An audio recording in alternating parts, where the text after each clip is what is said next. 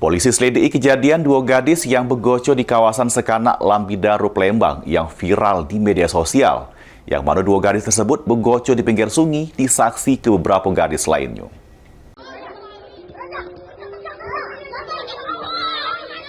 Inilah video amatirnya yang viral di media sosial yang selik kedua gadis adu jontos.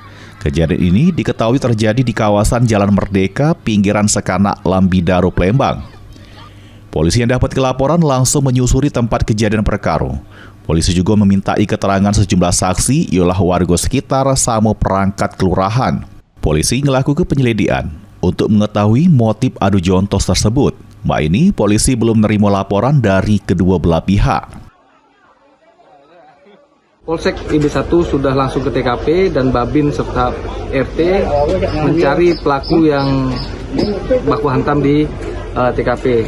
Kemudian dapat diinformasikan ternyata dua remaja tersebut melakukan perkelahian, dan untuk sebabnya sampai saat ini masih dalam proses penyelidikan karena kedua pelaku belum ada laporan ke Polsek. Polisi menghimbau pada masyarakat untuk gancang menelpon call center 110 amun nemu kejadian yang mengganggu ketertiban masyarakat. Mulyadi, PAL TV.